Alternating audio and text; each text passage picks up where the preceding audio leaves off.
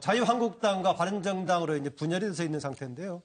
바로 자유한국당의 중심에 섰던 인물이 대통령 후보도 했었고 현재 당대표가 되어 있는 홍준표 대표. 최근에 서청원 의원과의 거의 전쟁을 방불케 하는 말, 가격한 말로 주고받고 있습니다.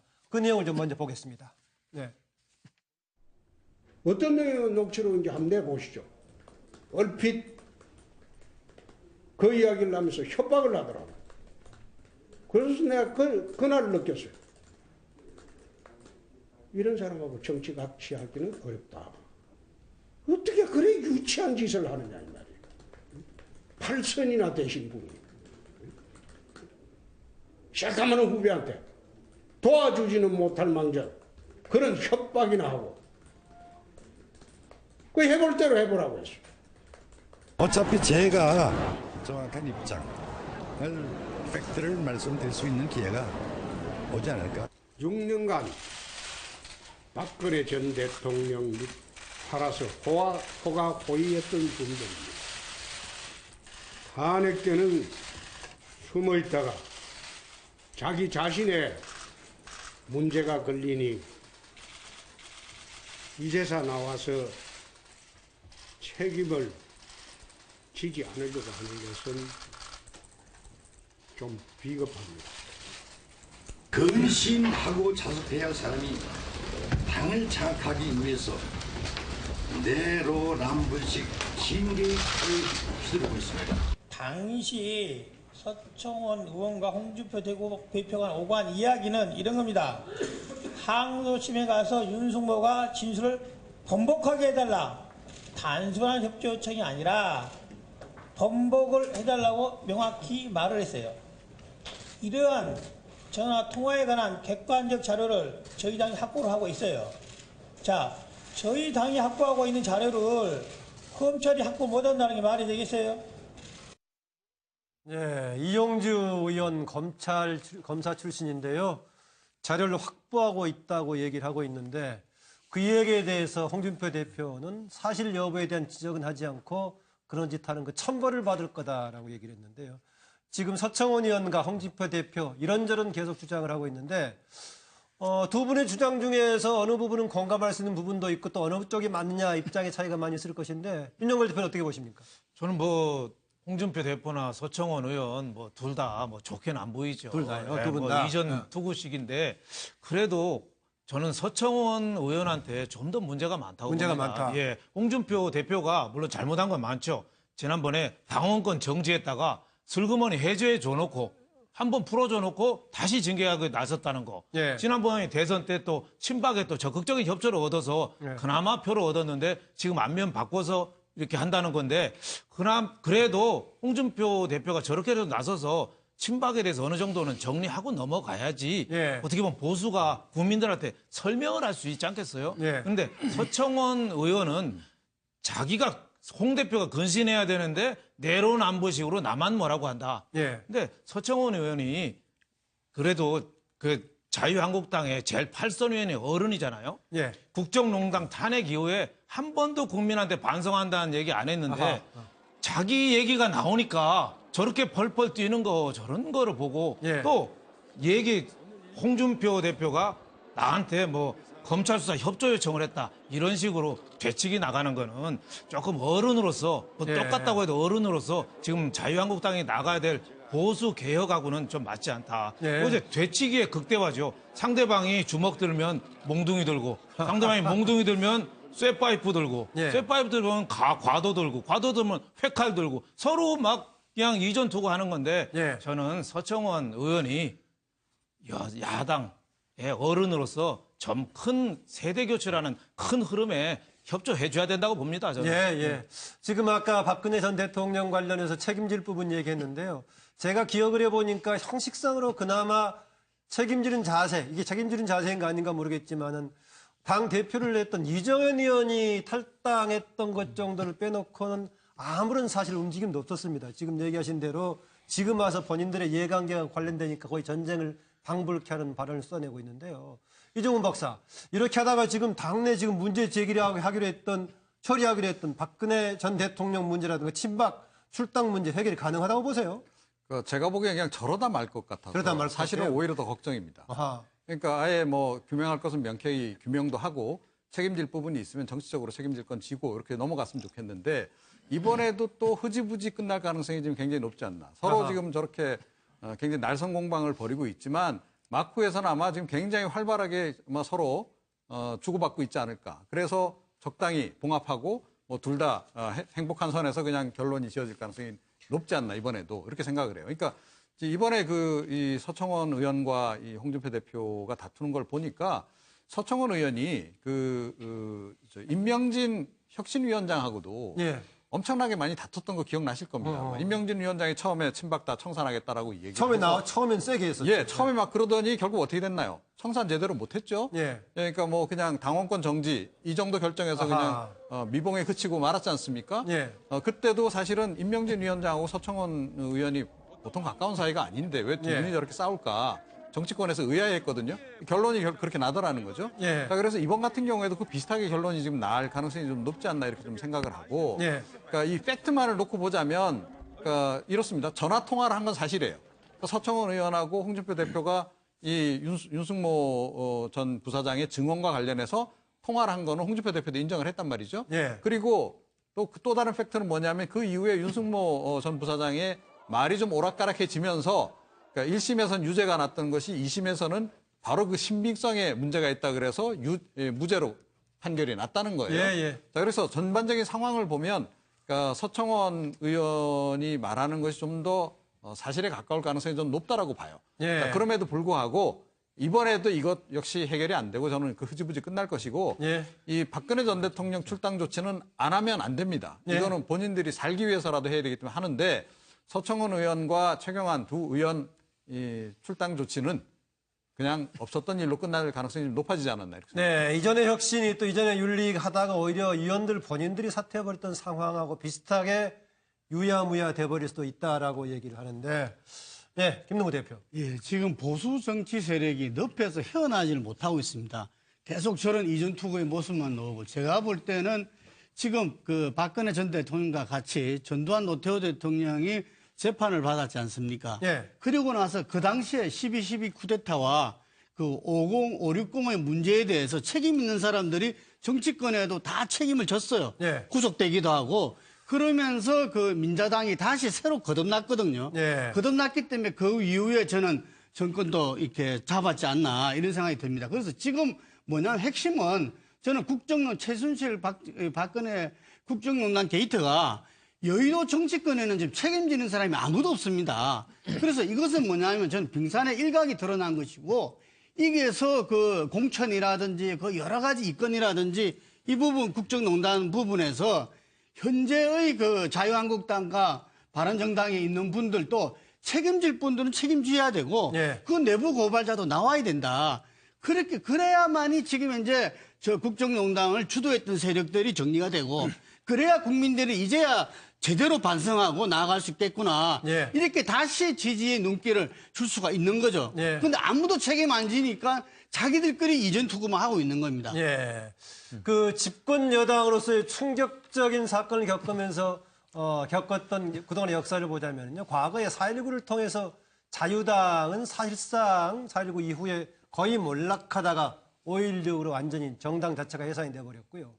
그 다음에 87년 민주화로 그 이전의 민정당의 경우에는 당시 노태우 후보가 대통령이 되면서 당은 줄어들긴 했지만은 제1당 유지를 했습니다. 그런데 이번에 박근혜 전 대통령의 탄핵은 제가 봤을 때 두 가지를 합한 이상의 사건인데 이렇게 얼버무리면서 과연 재탄생될 수 있을지 모르겠습니다. 김현성 부원장.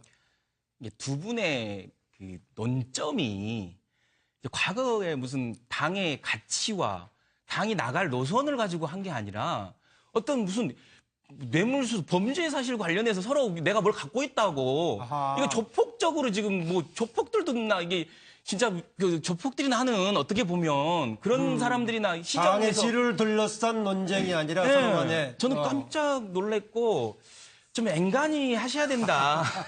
좀 앵간히 하셨으면 좋겠다는 생각이 들고요. 네. 저는 이제 이런 걸 보면서 촛불 1년에 국민들이 어떻게 생각할까라고 생각해 보면 예. 저는 촛불의 민심은 맡겨놓은 대의 권력에 대한 굉장한 회의 의문, 물음이었어요. 과연 우리가 이 대의 권력을 믿어도 되냐? 예. 얘들이 우리 말을 잘 듣는 머슴이냐? 근데 머슴이 아니었던 거죠. 지금도 똑같은 거죠. 이런 모습들을 보면 이 촛불이 얘기했던 새로운 민주주의, 일상의 민주주의, 그리고 내가 직접 참여해서 바꾸겠다. 충분히 성숙하게 할 수 있다라는 것을 역으로 보여주는 거고 예. 더 강해질 거라고 저는 생각합니다. 그래서 전 두 분한테 꼭 말씀드리고 싶은 건 당시에 가장 많이 얘기했던 국민들이 했던 말이 예. 어둠은 빛을 이길 수 없다라고 예. 했고요. 예. 거짓은 참을 이길 수 없다고 얘기했습니다. 예.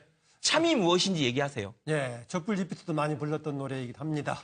네, 최진영 변호사. 네, 그렇습니다. 한마디로 두 분 사이에 진실 공방을 벌이고 그것이 두 분이 더 나아가서 지금 국민의당에 이용주 의원까지 있었는데 결론적으로 진실이 이길 수밖에 없다. 저도 그렇게 생각을 합니다.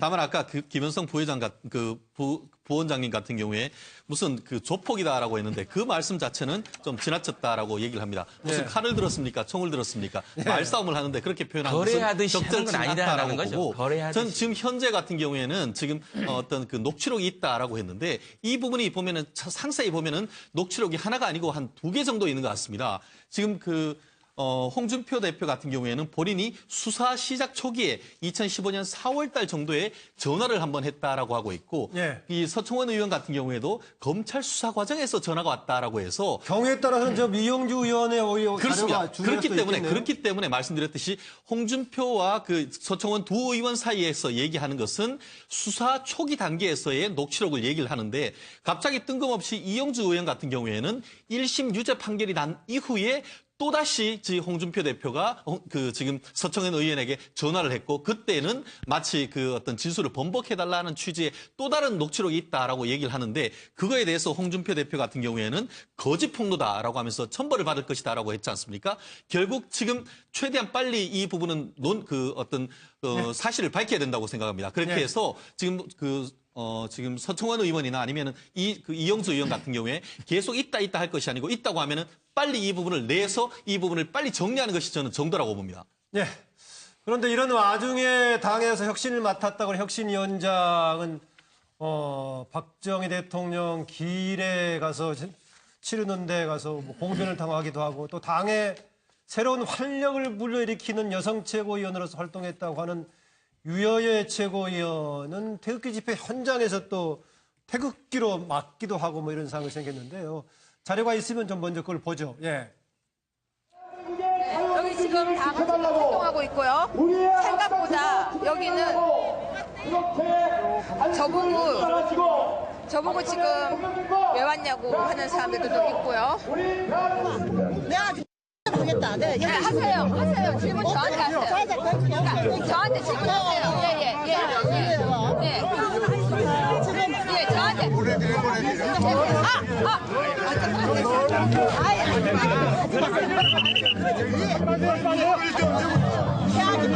아니, 지금 때리는 건 아니죠. 그러니까 제가 뭘 할까요? 도와주세요. 어떻게 할까요?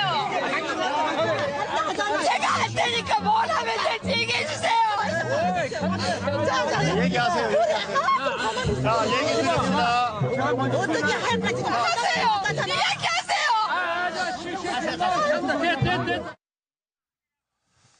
네, 우연하게 뭐 성씨가 같습니다만 유석춘 자유한국당 혁신위원장의 경우도 지금 이제 박정희 전 대통령 추도식에서 끌려나가는 정도 지금 모습이 계속 나오고 있는데요.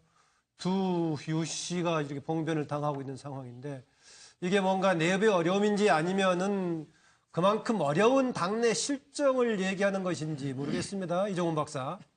글쎄요. 근데 저 두 분이 왜 저런 자리에 가셨는지 잘 모르겠어요. 그래요? 그러니까 그것과 관련해서도 뭐 일부러 간 거 아니냐라는 얘기도 좀 일각에서 나올 정도인데요.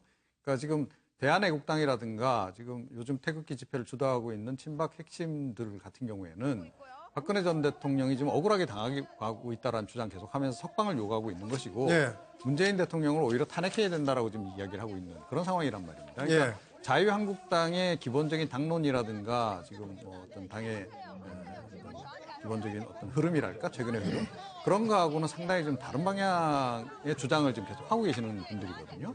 근데 저기 가면 그러니까 저분들은 사실은 어떻게 생각하냐면 류해 뭐 최고도 그렇고 류석준 위원장 경우도 그렇고 배신자라고 생각을 하거든요. 네. 그러니까 마치 박근혜 전 대통령을 도와줄 것처럼 이렇게 말은 하더니 실제로 최고위원 되고 뭐 위원장 되고 나서는 혁신위원장 되고 나서는 박근혜 전 대통령 내지는 친박계 청산 같은 거에도 앞장서고 있는 거 아니냐라고 네. 지금 이야기를 계속 하고 있어요. 이게 어제 오늘 일도 아니고 계속 지금 이분들은 그 주장을 일관되게 지금 하고 있는 상황이기 때문에 네. 가서 별로 환영받을 수 있는 상황이 아니었다. 자, 그런데 왜 일부러 저기 가셨는지 역시 의문이다. 이렇게 생각합니다. 네, 저기 화면에 조금 전에 나왔습니다. 지금 계속 나오고 있는데 어제 태극기 집회에 참석을 해가지고는 왜 우리가 광화문 광장을 뺏겼느냐라고 문제를 제기하는데 김현성 부원장 왜 뺏겼다고 생각하세요? 같이 누구나 갈 수 있는 거 아닙니까? 태극기 집회 저기 광장은 우리나라. 그러니까 저는 이제 저런 표현들이 저는 좀 안타까운 게 공감을 사지 못하고 있다고 보는 겁니다. 그러니까 지금 태극기를 들었든 촛불을 들었든 이걸 마치 등가로 지금 생각하시는 것 같아요. 토기와 촛불이. 예. 근데 국민들 마음속에서는 그렇지 않습니다. 이게 빨리 어떻게 보면 지금의 상황을 이걸 정리하고 우리 이종훈 교수님 박사님 말씀하셨듯이 저는 그 자유한국당의 최고위원과 혁신위원장이라는 분들이 어떤 공간에 간다는 것은 그 공간이 주는 메시지를 예. 같이 가는 거거든요. 그러니까 동의하시는 건가? 그러니까 지금 태극기를 드신 분들은 어떻게 얘기하냐면 탄핵 자체가 잘못됐다라고 얘기하는 분들이에요. 그럼 예. 거기 가서 발언을 하고 저렇게 한다는 것 자체는 저는 그걸 동의하는 건가? 그러니까 이제 되게 헷갈리는 거죠. 한국의 보수, 한국의 헌법과 민주주의를 지킨다는 자유한국당이 예. 과연 뭐 어떤 생각을 갖고 있는지 잘 모르겠습니다. 네.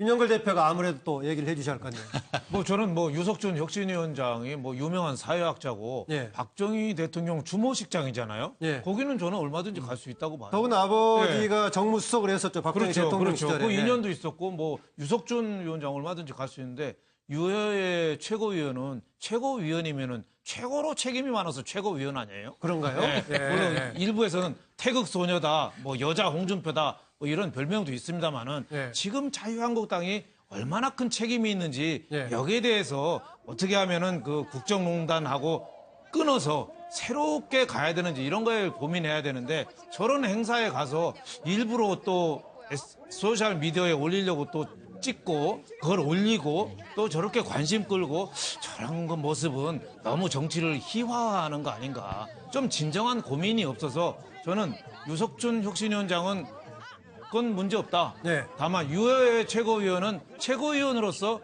저런 자세가 바람직한가. 제가 나쁘다는 게 아니라 그냥 의문이 든다. 이 정도로 표현하고 싶습니다. 네.